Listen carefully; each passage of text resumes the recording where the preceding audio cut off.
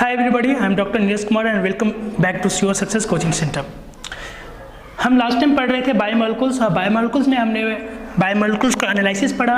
हमने ये पढ़ा कि लिपिड्स पढ़ा, प्रोटीन्स पढ़ा और प्रोटीन्स में कुछ सेक्शन हमारा बाकी था वो हम देख रहे हैं। प्रोटीन्स के कुछ एग्जाम्पल्स हैं जिन्हें अभी हम डिस्कस करके देखेंगे। तो हम बता दें, हमने देखा था प्रोटीन्स में पिछले लेक्चर में हमने क्या पढ़ा था। हमने पढ़ा था प्रोटीन किससे मिलकर बना होता है, एमिनो एसिड से। किससे मिलकर बना होता है, एमिनो एसिड से। और एमिनो एसिड्स के हमने क्लासिफिकेशन किया था। हमने देखा था कुछ एमिनो एसिड्स थे एसिडिक, कुछ थे बेसिक और कुछ थे न्यूट्रल। इसके अलावा हमने देखा था कुछ एसेंशियल एमिनो एसिड्स होते हैं, कुछ नॉन एसेंशियल एमिनो एसिड्स होते हैं। अब हम देखते हैं प्रोटीन, यानी कि एमिनो एसिड्स आपस में जुड़ के प्रोटीन, वो हम देखेंगे पेप्टाइड बॉन्ड बनाते हैं। इसके जस्ट बाद हम बताएंगे पेप्टाइड बॉन्ड, ठीक है। अभी हम देख लेते हैं प्रोटीन के कुछ एग्जाम्पल्स। ओके, प्रोटीन जो होते हैं तीन तरह के होते हैं। एक होता है सिंपल प्रोटीन जो सिर्फ और सिर्फ एमिनो एसिड से मिलकर बने। दूसरा होता है कंपाउंड प्रोटीन जो कि एमिनो एसिड के साथ साथ नॉन एमिनो एसिड पार्ट भी उसमें जुड़ा होता है। और तीसरा होता है डेराइव प्रोटीन्स जिसमें कि अदर पार्ट भी बहुत सारे पार्ट जुड़े होते हैं, यानी कि किसी और मॉलिक्यूल से डेराइव करके प्रोटीन्स में जुड़े होते हैं, उनको बोलते हैं डेराइव प्रोटीन्स। तो हमारे सिलेबस में सिर्फ और सिर्फ सिंपल प्रोटीन्स है, तो हम सिंपल प्रोटीन्स पढ़ेंगे। Proteins are further classified into two groups on the basis of function. अब क्या है कि प्रोटीन्स हमारे बॉडी में बहुत सारे हैं, तो इनको मेनली दो कैटेगरीज में बांटा गया। एक उनके फंक्शन के बेसिस पे, स्ट्रक्चर और फंक्शन दोनों के बेसिस से बांटा गया। एक है हमारा फाइब्रस प्रोटीन और दूसरा है ग्लोबुलर प्रोटीन। जो फाइब्रस प्रोटीन होता है, जैसा नाम है, ये कैसे होंगे, फाइबर जैसे, रेस्से जैसे होंगे। दीज आर लॉन्ग, रेस्से कैसे होता है, लंबे होते हैं, क्वाइल्ड और थ्रेड लाइक, धागे जैसे, which makes the structural component of an organism. किसी भी ऑर्गेनिज्म के जो डिफरेंट स्ट्रक्चरल कंपोनेंट बनते हैं वो कौन बनाता है, फाइब्रस प्रोटीन। ये काफ़ी स्ट्रांग होते हैं। ये क्या होते हैं, काफ़ी स्ट्रांग होते हैं। और जनरली इनका जो बॉडी में जहाँ भी इस्तेमाल होता है, मैकेनिकल सपोर्ट के लिए, बॉडी को मैकेनिकल सपोर्ट प्रोवाइड करने के लिए, मजबूती के लिए इसका इस्तेमाल होता है। एग्जाम्पल देखते हैं। एक पहला एग्जाम्पल हमारा कोलाजन प्रोटीन। क्या है, कोलाजन प्रोटीन। याद रखिए, collagen protein most abundant protein in animal body, most abundant protein in animal body. यानी कि जो किसी भी ऑर्गेनिज्म में, कोई भी एनिमल, प्लांट की बात नहीं कर रहे हैं, किसी भी एनिमल में सबसे ज़्यादा जो प्रोटीन पाया जाता है वो कौन सा है, कोलाजन प्रोटीन। ये याद रखें, सबसे ज़्यादा पाए जाने वाले किसी भी एनिमल बॉडी में कौन सा प्रोटीन होता है। यानी कि हम भी क्या है, एनिमल्स हैं, सोशल एनिमल्स हैं, तो हमारे बॉडी में भी सबसे ज़्यादा जो प्रोटीन पाया जाता है वो क्या है, कोलाजन प्रोटीन। नेक्स्ट आता है कि कितना पाया जाता है, तो ये 1/3 part of the total protein. यानी कि हमारी बॉडी में जितने भी तरह के प्रोटीन्स है उसका 1/3 भाग अकेला कौन बनाता है, कोलाजन प्रोटीन्स। कोलाजन प्रोटीन्स मिलता कहाँ पर वो भी देख लेते हैं। प्रेजेंट इन कनेक्टिव टिश्यू जैसे कि टेंडन। हमारे बॉडी में टिश्यूज, अगर जब हम नेक्स्ट जब कभी आगे पढ़ेंगे टिश्यूज पढ़ेंगे, डिफरेंट 4 तरह के मेनली टिश्यूज होते हैं। कनेक्टिव टिश्यूज होते हैं, मस्कुलर टिश्यूज होते हैं, इसके नर्वस टिश्यू होते हैं, एपिथेलियल टिश्यूज होते हैं। तो ये सारे टिश्यूज में से एक होता है कनेक्टिव टिश्यू, जिसमें कि आते हैं ब्लड आता है, टेंडन आता है, लिगामेंट आता है, एडिपोज टिश्यू आता है, एरियोलर टिश्यू आता है, ये सारे टिश्यूज आते हैं। उनमें से जो टेंडन होता है, टेंडन जिनको नहीं पता है बता दें, ये टेंडन क्या करता है, ये जो है मसल्स और बोन को जोड़ता है, मसल्स और बोन को जोड़ने का काम करता है टेंडन। और बॉडी में जितने भी हमारे बोन्स हैं उनसे मसल्स जुड़ी हुई होती है, उनको जोड़ने का काम कौन करता है, टेंडन। यहाँ लिख देते हैं, कनेक्ट्स, किसको कनेक्ट करता है, मसल्स टू बोन्स, मसल्स को बोन से जोड़ने के हेल्प करता है, कौन सा, टेंडन, ठीक है। लिगामेंट क्या करता है, ये कनेक्ट करता है, कनेक्ट्स बोन्स टू बोन्स, हड्डी, एक हड्डी को दूसरी हड्डी से जोड़ने का काम करता है। दोनों ही कनेक्टिव टिश्यू है, टेंडन और लिगामेंट दोनों ही कनेक्टिव टिश्यू है। एक क्या करता है, मसल्स को बोन से जोड़ता है, बोन को मसल से नहीं, वो गलत होगा, हमेशा मसल्स बोन से जुड़ती है, ना कि बोन मसल से जुड़ता है। क्लियर है, कनेक्ट मसल्स टू बोन्स। तो यानी कि जो ये कोलेजन प्रोटीन है, ये हमारे बॉडी में बहुत जगह जितनी ज़्यादा बोन्स हैं उन पे जितनी भी मसल्स है वो जो कनेक्ट हो रही है वो किससे कनेक्ट हो रही है, कोलेजन प्रोटीन से। यानी कि हमारे बॉडी में ज़्यादा होगा भी, 206 हड्डियाँ होती है, तो 206 हड्डियाँ में अलग अलग तरह के मसल्स हैं। एक हड्डियों में 7, 8, 10 मसल्स होती हैं, कम से कम 2, 4, 5 भी होते हैं, मतलब मैक्सिमम बहुत सारे मसल्स होते हैं। एक हड्डी भले हो उसमें बहुत सारे 4-5 मसल्स जुड़े रहते हैं, यानी कि हर मसल्स में टेंडन होंगे, यानी कि इसकी मात्रा बहुत ज़्यादा है। इसलिए क्या कह रहा है, most abundant protein in animal body. और लगभग कितना, तो लगभग 1/3 जितना भी हमारे बॉडी में, हमारा बॉडी वाटर के बाद सबसे ज़्यादा जो हमारे बॉडी जिससे मिलके बनी है वो क्या है, प्रोटीन है। उस प्रोटीन का 1/3 भाग अकेला कौन सा प्रोटीन होता है, कोलेजन प्रोटीन। ये हमारे बॉडी का एक अच्छा खासा स्ट्रक्चर बना रहा है। ओके, नेक्स्ट आता है कोलेजन के जैसे इलास्टिन। क्या आता है, इलास्टिन। जैसा नाम है ये क्या करेगा, इलास्टिसिटी, इसमें क्या होगी, elasticity present in connective tissue जैसे कि लिगामेंट। अब लिगामेंट में प्रेजेंट होता है, जैसे कि लिगामेंट एक तरह का कनेक्टिव टिश्यू है जिसमें कौन सा प्रोटीन प्रेजेंट होता है, इलास्टिन। इस लिगामेंट में इलास्टिन प्रोटीन होता है और ये लिगामेंट का काम क्या है, ये 2 बोन्स को आपस में कनेक्ट करने का काम करता है। ये 2 बोन्स है, ये 2 बोन्स है, इनको आपस में कनेक्ट करने का काम कौन करता है, लिगामेंट काम करता है। और ये क्या करता है, जब कनेक्ट करता है तो कनेक्ट क्या, जहां भी, जैसे कि हमारा ये एल्बो है तो यहां भी क्या होंगे, लिगामेंट्स कनेक्ट हुए होंगे। 2 बोन को आपस में ह्यूमरस रेडियस आपस में इसको जोड़ा है, तो जोड़ा हुआ है तो इसकी फ्लेक्सिबिलिटी, मूवमेंट भी तो होती है। तो मूवमेंट होती है, यानी कि जो जोड़ने वाला होना चाहिए वो कैसा होना चाहिए, फ्लेक्सिबल होना चाहिए, उसमें इलास्टिसिटी होनी चाहिए। इसमें इलास्टिसिटी मतलब फ्लेक्सिबिलिटी होनी चाहिए, इसी से नाम आया इसका इलास्टिन। ठीक है ना। तो लिगामेंट में हमारा इलास्टिन प्रोटीन पाया जाता है जो कि हमारे बोन्स को बोन से जोड़ने में हेल्प करता है। नेक्स्ट आता है केराटिन, जो कि आप लोगों को भी पता होगा। केराटिन प्रोटीन फॉर्म्स हेयर, हमारे बाल, नाखून, इसके अलावा नेल्स और खूर, सींग और जो चोंच होता है, बर्ड्स में जो बीक होता है वो भी किससे बना होता है, बीक ले ले, ये सारे जो चीज होते हैं ये किससे बना होता है, केराटिन प्रोटीन से। वापस बता देते हैं, हमारा जो हेयर होता है वो केराटिन प्रोटीन से बना है, हमारे नेल्स जो हैं वो केराटिन प्रोटीन से बना हुआ है, हमारे जो गाय भैंस जो होते हैं उनके जो पाँव के खुर होते हैं वो भी केराटिन प्रोटीन से बना होते हैं, उनके जो सींग होते हैं वो भी किससे बने होते हैं, केराटिन प्रोटीन से बने होते हैं। और साथ में जो बर्ड्स होते हैं उसके जो बीक होते हैं और लेग्स के ऊपर जो स्केल्स होते हैं वो भी किससे बने होते हैं, केराटिन प्रोटीन से बने होते हैं। यानी कि जो केराटिन प्रोटीन एक तरह का ऐसा स्ट्रक्चर बनाता है जो कि स्ट्रक्चर क्या है, डेड है, डेड स्ट्रक्चर। हेयर क्या है, डेड है। रूट, हेयर का जो रूट है वो लिविंग है, वहां पर लिविंग सेल्स है, पर हेयर क्या है, डेड है। ठीक उसी तरह से नेल्स क्या है, डेड है। नेल्स का जो बाहर का सरफेस है वो डेड है, लेकिन जो नेल्स का जो रूट है जहां से वो ओरिजिनेट कर रहा है वो लिविंग है। इसलिए नेल्स अंदर से बढ़ता है, बाहर से नहीं बढ़ता है। अगर इसके लिए समझने के लिए सिंपल सी बात एक कर सकते हैं, जैसे जो कोई लोग कलर कर लेते हैं, बाल पे कलर कर लेते हैं, तो धीरे धीरे जब बाल बड़ा होता है तो क्या होता है, वो कलर वाला पार्ट धीरे धीरे ऊपर आने लगता है, मतलब ग्रोथ कहाँ हो रही है, नीचे से हो रही है। तो लिविंग पार्ट रूट के जो हेयर होता है, हेयर के रूट में होता है लिविंग, बाकी जो हेयर पार्ट होता है वो डेड होता है। तो केराटिन जो प्रोटीन होता है वो अक्सर डेड पार्ट बनाता है बॉडी का। क्लियर है। अब इसके बाद हमारा दूसरा आता है ग्लोबुलर प्रोटीन। तो ग्लोबुलर प्रोटीन क्या होता है, these proteins are globular in shape. ये कैसे होते हैं, ग्लोबुलर इन शेप होते हैं and involve in different physiological functions.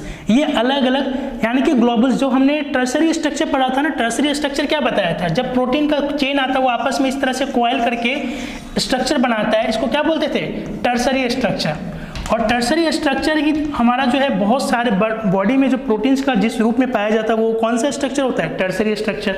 और ये इसका शेप कैसा बताया था मैंने, ग्लोबुलर। कैसा बताया था, ग्लोबुलर, यानी कि ग्लोबुल यानी कि गेंद जैसा आकार है। तो ये ग्लोबुलर प्रोटीन्स होते हैं। ये प्रोटीन्स क्या होते हैं, ग्लोबुलर शेप में होता है और साथ में किस में इन्वॉल्व होते हैं, बॉडी के डिफरेंट अलग अलग फंक्शन में। बॉडी के बहुत सारे ऐसे स्ट्रक्चर बनाते हैं जो कि अलग अलग फिजियोलॉजिकल फंक्शंस परफॉर्म करते हैं। एक एक करके हम देखेंगे। पहला हम देख लेते हैं रिबुस्को। पहला क्या है, रिबुस्को। जिनको नहीं पता है रिबुस्को क्या है, इसका पूरा फुल फॉर्म है राइबोलोज बाइफॉस्फेट कार्बो ऑक्सीजनेज एंजाइम। ये एक तरह का एंजाइम है, ये क्या है, एंजाइम है। और हमने बताया था प्रोटीन का जो टर्सरी स्ट्रक्चर होता है उसी फॉर्म में सारे एंजाइम्स होते हैं। बॉडी में मैक्सिमम जो एंजाइम्स होते हैं वो कौन से फॉर्म में होते हैं, प्रोटीन के टर्सरी स्ट्रक्चर में। और टर्सरी स्ट्रक्चर का शेप कैसा होता है, ग्लोबुलर। तो रुबिस्को हमारा एंजाइम है जो कि प्लांट में पाया जाता है। प्लांट में भी कहाँ पर, ग्रीन प्लांट्स के उसके क्लोरोफिल के अंदर, ग्रीन प्लांट्स के क्लोरोफिल के अंदर रुबिस्को पाया जाता है। और इसका जो है, इसकी बात खास बात है, कोलेजन हमारे एनिमल बॉडी में सबसे ज़्यादा पाया जाने वाला प्रोटीन है और रुबिस्को जो है present in most abundant protein on the earth. Earth पे अगर सबसे ज़्यादा कोई प्रोटीन है वो कौन है, रुबिस्को है। ऑब्वियस सी बात है, ये प्लांट के हर ग्रीन पार्ट में, क्योंकि हर ग्रीन प्लांट किसकी, ग्रीन क्यों होता है, क्लोरोफिल के प्रेजेंस की वजह से। तो प्लांट का जितना भी हिस्सा ग्रीन है उस सारे में क्या पाया जाता है, क्लोरोफिल, और हर क्लोरोफिल में क्या पाया जाता है, रुबिस्को। और प्लांट्स की संख्या आप अंदाजा लगा सकते हैं कितने सारे, प्लांट्स मतलब ट्रीज ही नहीं होते, प्लांट्स मतलब सारे हर्ब्स, सर्ब्स, ट्रीज, सब कुछ। तो ऑब्वियस सी बात है जो रुबिस्को का जो मात्रा होगा धरती पे सबसे ज़्यादा हो गया, तो यानी कि जो धरती पे सबसे ज़्यादा पाए जाने वाला प्रोटीन कौन सा है, रुबिस्को। जब हम फोटोसिंथेसिस पढ़ेंगे तो फोटोसिंथेसिस में रुबिस्को जो होता है हम उसका फंक्शन देखेंगे कैसे ये फोटोसिंथेसिस में हेल्प करता है। और ये कहाँ पाया जाता है, क्लोरोप्लास्ट में। ये याद रखना है, एंजाइम है, क्लोरोप्लास्ट में पाया जाता है और धरती पे सबसे ज़्यादा पाए जाने वाला प्रोटीन है। तो अगर एक सवाल आता है कि प्लांट्स में सबसे ज़्यादा पाया जाने वाला प्रोटीन कौन सा है, वो भी रुबिस्को ही होगा। जब धरती पे सबसे ज़्यादा है तो ऑब्वियस बात है प्लांट पे भी तो सबसे ज़्यादा हो गया। समझ में आई बात? ओके, नेक्स्ट इसके बाद 2 एग्जाम्पल और है। अब देखते हैं एल्बुमिन। दूसरा हमारा प्रोटीन है एल्बुमिन। ये कौन सा प्रोटीन, ग्लोबुलर प्रोटीन हम देख रहे हैं। ग्लोबुलर प्रोटीन में दूसरा प्रोटीन है हमारा एल्बुमिन। ये जो है मेंटेन करता है ऑस्मोटिक बैलेंस। क्या मेंटेन करता है, ऑस्मोटिक बैलेंस। ये ऑस्मोटिक बैलेंस मेंटेन करता है किसी भी लिविंग सिस्टम में। ऑस्मोटिक बैलेंस क्या होता है, किसी भी सेल के अंदर वाटर में कुछ ना कुछ घुला हुआ रहता है, वाटर में ढेर सारे मिनरल्स, सॉल्ट्स, प्रोटीन्स, बहुत सारे केमिकल्स घुले हुए रहते हैं। तो कोई भी जब सॉल्यूशन होता है उसका कुछ ना कुछ ऑस्मोटिक प्रेशर होता है, उस प्रेशर को मेंटेन करता है। कौन मेंटेन करता है, एल्बुमिन प्रोटीन। ये प्रेजेंट है मिल्क में। मिल्क में हमारा एग यॉक में। एग यॉक क्या होता है, अंडे के अंदर जो येलो पार्ट होता है वो क्या कहलाता है, एग यॉक। ठीक है, इसके अलावा हमारे ब्लड में भी होता है। ब्लड का ऑस्मोटिक बैलेंस कौन मेंटेन करता है, एल्बुमिन प्रोटीन। जब हम ब्लड पढ़ेंगे तो ब्लड में ये पढ़ेंगे। नेक्स्ट है हमारा ग्लोबुलिन। ग्लोबिन प्रोटीन ये प्रेजेंट है हेमोग्लोबिन में। हेमोग्लोबिन में प्रेजेंट होता है, नाम से क्लियर है, हेमोग्लोबिन यानी कि हीम, आयरन और ग्लोबिन प्रोटीन। ये ग्लोबिन प्रोटीन होता है और आयरन होता है, यानी कि हेमोग्लोबिन जो बना होता है आयरन और ग्लोबिन प्रोटीन से मिलके बना होता है। तो यहाँ में ग्लोबिन प्रोटीन तुम्हारा क्या बनाता है, हेमोग्लोबिन बनाता है। इसके अलावा एंटीबॉडी में भी पाया जाता है। जो बॉडीज के जो एंटीबॉडीज होते हैं, जो हमारे बॉडी में कोई भी पैथोजन इंटर करता है, अटैक करता है, तो हमारी बॉडी उसके अगेंस्ट जो है क्या बनाती है, केमिकल्स बनाती है। उसको फाइट करने के लिए जो जर्म्स या पैथोजन हमारे बॉडी में इंटर करते हैं, तो उन केमिकल्स को हम बोलते हैं एंटीबॉडीज। क्या बोलते हैं, एंटीबॉडीज। तो एंटीबॉडीज का दूसरा नाम है, जब हम आगे पढ़ेंगे, इसी को बोलते हैं इम्यूनोग्लोबिन प्रोटीन्स। क्या बोलते हैं, इम्यूनोग्लोबिन, शॉर्ट में बोलते हैं आईजी। इसके टाइप्स होते हैं आईजीए, आईजीजी, आईजीई, बाद में लेटर ऑन पढ़ेंगे। तो आईजी का फुल फॉर्म क्या होता है, इम्यूनोग्लोबिन। तो यहाँ भी देख सकते हैं ग्लोबिन प्रोटीन्स, यानी कि ये ऐसे प्रोटीन्स है जो कि बॉडी को क्या प्रोवाइड करती है, इम्यून सिस्टम। क्या कहते हैं उसे हिंदी में, प्रतिरोधक, किसकी, कीटाणु से लड़ने की क्षमता प्रोवाइड करते हैं, इम्यूनोग्लोबिन प्रोटीन्स। ठीक है, तो ये जनरली हमारा हेमोग्लोबिन और एंटीबॉडी बनाता है। इसके अलावा आता है एक हिस्टोन प्रोटीन। किसके आता है, हिस्टोन प्रोटीन। हिस्टोन प्रोटीन क्या होता है, दीज आर बेसिक प्रोटीन। ये क्या है, बेसिक प्रोटीन है। Basic in the sense, basic, ये बेसिक वाला वो बेसिक नहीं, मिनिमम बेसिक वाला। ये बेसिक का मतलब एसिडिक बेसिक वाला। ये कैसे होते हैं, बेसिक प्रोटीन, यानी कि कंटेन मोर लाइसिन, आर्जिनिन और हिस्टिडीन। वापस समझाएं, हमने कल बताया था पिछले लेक्चर में कि जो अमीनो एसिड्स हैं वो 3 तरह के होते हैं, एसिडिक, बेसिक और न्यूट्रल। एसिडिक में हमने ग्लूटामिक एसिड और अस्पार्टिक एसिड बताया था, और बेसिक में हमने लाइसिन, आर्जिनिन और हिस्टिडीन बताया था, और बाकी के जो 15 थे वो न्यूट्रल थे। तो जो 3 तो हमारे जो बेसिक अमीनो एसिड्स हैं, तो ये अगर किसी भी प्रोटीन में ज़्यादा पाया जाएगा, लाइसिन, आर्जिनिन और हिस्टिडीन, मेनली लाइसिन और आर्जिनिन, अगर इनकी संख्या किसी भी प्रोटीन में ज़्यादा होगी तो ओवरऑल प्रोटीन का नेचर कैसा हो जाएगा, बेसिक हो जाएगा। कैसा हो जाएगा, बेसिक। तो जो ये हिस्टोन प्रोटीन है ना, ये हिस्टोन प्रोटीन ऐसे प्रोटीन्स हैं जिनमें लाइसिन, आर्जिनिन और हिस्टिडीन की जो मात्रा होती है प्रोटीन चेन में ज़्यादा होती है बाकी अमीनो एसिड के कंपेयर में, जिसकी वजह से हिस्टोन प्रोटीन्स का जो नेचर हो जाता है वो बेसिक हो जाता है। और इसी बेसिक नेचर की वजह से इन हिस्टोन प्रोटीन का हम इस्तेमाल करते हैं डीएनए के पैकेजिंग में। जब हम डीएनए पढ़ाएंगे तो डीएनए यानी कि न्यूक्लिक एसिड पढ़ेंगे तो उसमें देखेंगे तो डीएनए का जो डीएनए को जो हम लपेटते हैं और क्रोमोसोम के फॉर्म में जो बाइंड करते हैं, तो एक्चुअली वहाँ पर हम हिस्टोन प्रोटीन के चारों तरफ, डीएनए का नेचर होता है एसिडिक, डीएनए का नेचर होता है एसिडिक, हिस्टोन प्रोटीन होता है बेसिक। तो एसिडिक और बेसिक ये दोनों एक दूसरे को अट्रैक्ट करते हैं, जिसकी वजह से क्या होता है कि बेसिक प्रोटीन के ऊपर एसिडिक डीएनए को हम लपेट देते हैं, तो यानी कि डीएनए कॉइलिंग में हेल्प करता है। तो कहाँ पर जाते हैं? प्रेजेंट इन यूकैरियोटिक डीएनए, याद रखना यूकैरियोटिक, यानी कि ये सिर्फ बैक्टीरिया के अलावा सारे ऑर्गेनिज्म में मिलेगा। बैक्टीरिया के अलावा सारे ऑर्गेनिज्म डीएनए, बैक्टीरिया के जो डीएनए होते हैं उनको बोलते हैं प्रोकैरियोटिक। इसके अलावा जितने भी ऑर्गेनिज्म होते हैं उनको बोलते हैं यूकैरियोटिक। ठीक है, बैक्टीरिया सबसे सिंपल होता है इसलिए प्रो, प्रिमिटिव, और यूकैरियोटिक मतलब ट्रू, जिसमें ट्रू न्यूक्लियस होता है। बैक्टीरिया में न्यूक्लियस नहीं होता है इसलिए उसको बोलते हैं प्रोकैरियोटिक, और जिनमें न्यूक्लियस होता है जिन सेल्स में उनको बोलते हैं यूकैरियोटिक। तो जो यूकैरियोटिक वाले हैं उनके डीएनए जो क्या पाया जाता है? हिस्टोन प्रोटीन्स पाया जाता है। ओके, तो ये कंप्लीट हो गया हमारा प्रोटीन। प्रोटीन के हमने देखा कि प्रोटीन एमिनो एसिड से बने होते हैं, एमिनो एसिड्स के टाइप देखे, एमिनो एसिड्स के टाइप के बाद हमने उनके बीच में बॉन्ड का फॉर्मेशन देखा। ओके, और फिर अब हम नेक्स्ट पढ़ेंगे ये हमने एग्जाम्पल से पढ़ लिया, और नेक्स्ट हम पढ़ेंगे इसके बाद क्या? कार्बोहाइड्रेट। ओके, कार्बोहाइड्रेट शुरू करते हैं। ओके, तो अब हमने प्रोटीन पढ़ लिया, अब हम पढ़ेंगे कार्बोहाइड्रेट्स। कार्बोहाइड्रेट्स क्या है? These are hydrates of carbon, जैसा नाम है कार्बोहाइड्रेट्स, यानी कि कार्बन और हाइड्रोजन का कॉम्बिनेशन, यानी कि कार्बन जो है कार्बन और वाटर का कॉम्बिनेशन। हाइड्रेट्स का मतलब वाटर होता है, यानी कि कार्बन वाटर के साथ कॉम्बिनेशन बना के क्या बनाता है? कार्बोहाइड्रेट। इसलिए इसको बोला जाता है क्या? Hydrates of carbon. जहां भी वर्ड हाइड्रेट्स हो जाए इसका मतलब समझना है वाटर, H2O समझना है। ओके, केमिस्ट्री में भी कहीं भी जहां भी हाइड्रेट्स बोला जाएगा इसका मतलब वाटर मिला हुआ होना चाहिए। तो यानी कि कार्बन के हाइड्रेट्स को ही कार्बोहाइड्रेट बोलते हैं, समझते हैं। जैसे कि C6H12O6 है, अगर देखा जाए जनरल फॉर्मूला इसका जो हम बनाते हैं CXH2O होल Y, यानी कि अगर x और y की वैल्यू अलग अलग रखें, कार्बन है, कार्बन वाटर का साथ कॉम्बिनेशन, या हो सकता है x की वैल्यू हम 2 रख दे, 3 रख दे, 4 रख दे, या y की वैल्यू कुछ भी रख दे, तो जो भी कंपाउंड बनेगा वो एक कार्बोहाइड्रेट बनेगा। हमने यहाँ पर x की वैल्यू 6 रखी और y की भी वैल्यू हमने 6 रखी, हमने x और y बोला, यानी कि दोनों की वैल्यू सेम हो ये जरूरी बिल्कुल भी नहीं है। हम अलग अलग भी रख सकते हैं, सेम भी रख सकते हैं, दोनों ही केस में अलग अलग तरह के कार्बोहाइड्रेट्स बनेंगे।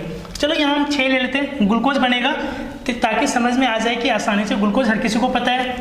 तो जब x की वैल्यू हमने 6 रखी तो 6 हो गया, और H2O को 6 ओवरऑल 6 है, तो 6 से जब मल्टीप्लाई करेंगे अंदर 2 है तो 6 टू 12 हो जाएगा, और ऑक्सीजन 6 हो जाएगा। तो ये जो फॉर्मूला आ गया ये ग्लूकोज और फ्रुक्टोज दोनों का ही केमिकल फॉर्मूला है। ये ग्लूकोज और फ्रुक्टोज दोनों का ही केमिकल, यानी कि हमने देखा ना कार्बन जो है क्या है? हाइड्रोजन के वाटर के साथ जो उसका हाइड्रेट्स है, कार्बन को जब भी वाटर के साथ जोड़ दिया जाता है तो क्या बन जाता है? कार्बोहाइड्रेट बन जाता है। ग्लूकोज और फ्रुक्टोज भी क्या है? कार्बोहाइड्रेट है। नेक्स्ट है हम बात करें केमिकल नेचर। केमिकल नेचर यानी कि कार्बोहाइड्रेट्स में कैसा उसका केमिकल नेचर, मतलब किस तरह के कंपाउंड्स होंगे, किस तरह के फंक्शनल ग्रुप होंगे, किस तरह की प्रॉपर्टी आएगी, तो उसके केमिकल नेचर से पता चलेगा। तो इसमें जनरली जो है कार्बोहाइड्रेट का जो भी हम स्ट्रक्चर बनाएंगे, हम बना के दिखाएंगे, ग्लूकोज और फ्रुक्टोज दोनों का स्ट्रक्चर बनाएंगे, तो उसमें 3 चीज़ें मिलेंगी। या तो एक तो पॉलीहाइड्रोक्सी, यानी कि पॉली मतलब ढेर सारे, हाइड्रोक्सी मतलब OH ग्रुप। हाइड्रोक्सी मतलब क्या होता है? OH ग्रुप, यानी कि जो भी कार्बोहाइड्रेट होगा उसमें ढेर सारे OH के ग्रुप मिलेंगे, साथ में या तो एल्डिहाइड मिलेगा या तो कीटोन मिलेगा। एल्डिहाइड का सिंबल जिनको नहीं पता है ये होता है CHO। ये क्या होता है? एल्डिहाइड, इधर कोई भी ग्रुप जुड़ा हुआ रहेगा, XYZ कुछ भी हो सकता है। कीटोन का होता है दोनों तरफ कोई भी ग्रुप जुड़ा हो सकता है, और ये रहा हमारा कीटोन फंक्शनल ग्रुप, और ये हमारा रहा एल्डिहाइड। तो जितने भी कार्बोहाइड्रेट्स हैं उसमें कार्बन के तो चेन होंगे ही, उसमें ढेर सारे OH ग्रुप जुड़े होंगे, और उनके साथ या तो एल्डिहाइड होगा या तो कीटोन, दोनों साथ में नहीं होंगे। जनरली दोनों साथ में नहीं होते, या तो एल्डिहाइड होगा या तो कीटोन होगा। ये सब में होगा, हाइड्रोक्सी ग्रुप सब में होगा, और ढेर सारे होंगे इसलिए पॉलीहाइड्रोक्सी बोल रहे हैं। इसके साथ एल्डिहाइड होगा या फिर कीटोन होगा। एक एग्जांपल की समझा देते हैं, ग्लूकोज और फ्रुक्टोज है ना, ग्लूकोज में पॉलीहाइड्रोक्सी ग्रुप भी है और साथ में फंक्शनल ग्रुप कौन सा है? एल्डिहाइड है। बस फ्रुक्टोज में क्या है? पॉलीहाइड्रोक्सी के साथ फंक्शनल ग्रुप कौन सा है? कीटोन है। जब हम स्ट्रक्चर बताएंगे तो उसमें पता चल जाएगा। नेक्स्ट है simple carbohydrates are soluble in water and taste sweet so commonly called as sugar. अब जो है कुछ हम इसमें पढ़ेंगे 3 टाइप का, नीचे जैसे हमने पहले ही डिस्कस कर रखा है, मोनोसेक्राइड, ओलिगोसेक्राइड, पॉलीसेक्राइड्स। तो हमारे जो कार्बोहाइड्रेट्स होंगे सिंपल भी पढ़ेंगे और पॉलीमर्स भी पढ़ेंगे, ठीक है। तो जो सिंपल वाले होंगे, जो कम यूनिट्स के मिलकर बने, क्योंकि हमने पहले बताया है कार्बोहाइड्रेट्स क्या है, पॉलीमर है, यानी कि छोटे छोटे यूनिट मिलकर के लंबी लंबी चेन बनाती है। तो जो छोटी छोटी वाली ग्रुप होंगी, ऐसे ग्रुप्स क्या होते हैं, वाटर में सॉल्युबल होते हैं, सॉल्युबल इन वाटर, और जब इनको हम पानी में घोलते हैं घुल जाते हैं, और स्वाद जो इनका होता है मीठा होता है, जिसकी वजह से इनको हम एक वर्ड इनके लिए यूज़ करते हैं, शुगर। क्या यूज़ करते हैं, शुगर। जो हम घर में चीनी खाते हैं वो भी सुक्रोज है। क्या है, सुक्रोज। घर में जो चीनी खाते हैं वो सुक्रोज है, और उसको हम कॉमनली क्या बोलते हैं, शुगर बोलते हैं। क्यों? क्योंकि वो पानी में घुल सकता है और उसका टेस्ट कैसा होता है, मीठा होता है। इसलिए हम कॉमनली जो सिंपल कार्बोहाइड्रेट है, जो सिंपल वाले जो पानी में घुल सकते हैं और स्वाद में जिनका मिठास रहता है, उनको हम बोलते हैं शुगर्स। कॉमनली क्या बोलते हैं, शुगर्स। तो मोनोसैकेराइड्स और डाइसैकेराइड्स शुगर में आएंगे। अब मोनो और डाई क्या है वो हम नीचे पढ़ेंगे। इसके अलावा 55 से 65% यानी कि 55 to 65% ऑफ जो एनर्जी है, कि कौन सी एनर्जी, हमारी बॉडी को जो एनर्जी मिलती है वो कहाँ से मिलती है, वो हमारे कार्बोहाइड्रेट से मिलती है, जो हमारे फूड में होती है। यानी कि हम जो फूड खाते हैं उसका मैक्सिमम पार्ट हमारा क्या होता है, कार्बोहाइड्रेट। कुछ भी सोच लें, सब कुछ में मैक्सिमम आलू खा लो, मैक्सिमम आलू में क्या है, बहुत सारा कार्बोहाइड्रेट है। तो मैक्सिमम फूड का जो हमारा मैक्सिमम हिस्सा क्या बनाता है, कार्बोहाइड्रेट। और हमारी बॉडी को भी सबसे ज़्यादा क्या चाहिए, एनर्जी के लिए कार्बोहाइड्रेट चाहिए, सबसे ज़्यादा प्रोटीन, पर एनर्जी के लिए क्या चाहिए, कार्बोहाइड्रेट। क्लियर है। नेक्स्ट है हमारा क्लासिफिकेशन ऑफ कार्बोहाइड्रेट्स। अब हमने पढ़ लिया कार्बोहाइड्रेट हाइड्रेट्स ऑफ कार्बन है, साथ में ये पॉलीमर है। अब इसका हम क्लासिफिकेशन देखते हैं कि अलग अलग कितने तरह के, जैसे हमने अलग अलग लिपिड्स और प्रोटीन्स में देखे थे, ठीक इसी तरीके से इसमें भी हमने क्लासिफिकेशन देखना है। तो यहाँ पहली बात है, carbohydrates are polymers of unit called as saccharide. तो कार्बोहाइड्रेट्स पॉलीमर है, पर किसका पॉलीमर है, तो कोई तो यूनिट होगा, वो यूनिट बार बार आपस में जुड़ के एक लंबी चेन यानी कि एक पॉलीमर बनाती है। तो उस यूनिट को क्या बोलते हैं, तो उस यूनिट को हमने यहाँ नाम दिया है सैकेराइड। क्या नाम दिया है, सैकेराइड। अगर ये सिर्फ एक यूनिट होगा तो ये टूटेगा नहीं, अगर वाटर में घोलेंगे तो ऑलरेडी सबसे सिंपलेस्ट फॉर्म में है, तो ये फर्दर टूटेगा क्या, नहीं टूटेगा, सबसे सिंपल फॉर्म में है। तो अगर सिर्फ एक यूनिट हो, सिर्फ एक यूनिट हो, एक को हम इंग्लिश में बोलते हैं मोनो। क्या बोलते हैं, मोनो। तो अगर हमारा जो कार्बोहाइड्रेट है सिर्फ सिंगल यूनिट से मिलकर बना है तो उसको बोलते हैं मोनोसैकेराइड। क्या बोलते हैं, मोनोसैकेराइड। इसके अलावा यानी कि इसमें कितने यूनिट होंगे, सिंगल यूनिट। कितने होंगे, सिंगल यूनिट। यूनिट हमारा क्या है, यूनिट है हमारा सैकेराइड। तो एक सैकेराइड सिर्फ होगा तो उसको बोलेंगे मोनोसैकेराइड। मोनो मतलब सिंगल, और सैकेराइड मतलब जो कार्बोहाइड्रेट का यूनिट है, सिंगल सैकेराइड।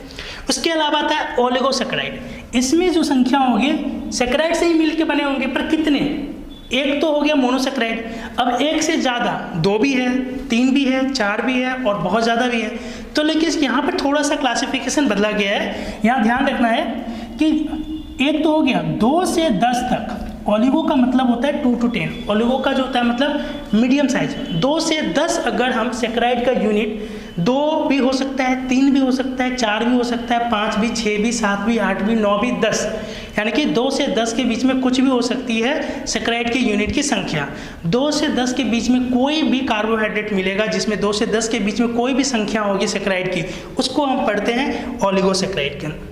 इसमें पढ़ते हैं ओलिगोसैकेराइड। फर्दर हम ओलिगोसैकेराइड के अंदर भी देखेंगे, जिसमें 2 हो तो उसको बोलेंगे डाइसैकेराइड, 3 है तो ट्राई, 4 है तो टेट्रा, 5 है तो पेंटा, 6 है तो हेक्सा, 7 है तो हेप्टा। तो अलग अलग तरीके से 2 से 10 के बीच में जितने भी यूनिट आ जाएंगे उसको हम बोलेंगे ओलिगोसैकेराइड। अब सबसे ज़्यादा 10 से भी ज़्यादा आ जाए, 10 से ज़्यादा यानी कि 11, 12 कुछ भी आ जाए या हज़ारों आ जाए, तो 10 से ज़्यादा जैसे ही होगा तो हम उस कार्बोहाइड्रेट को बोलेंगे पॉलीसैकेराइड। क्या बोलेंगे, पॉलीसैकेराइड। फिर उस कार्बन में तब हम गिनती नहीं मायने रखेगा, तब उसे हम डायरेक्टली पॉलीसैकेराइड। अगर एक यूनिट है सैकेराइड का तो मोनोसैकेराइड, 2 या 2 से ज़्यादा, पर 10 या 10 से कम तो बोलेंगे ओलिगोसैकेराइड, और 10 से ज़्यादा होगा तो उसको बोलेंगे पॉलीसैकेराइड। क्लियर है यहाँ तक। अब हम पढ़ते हैं आगे मोनोसैकेराइड।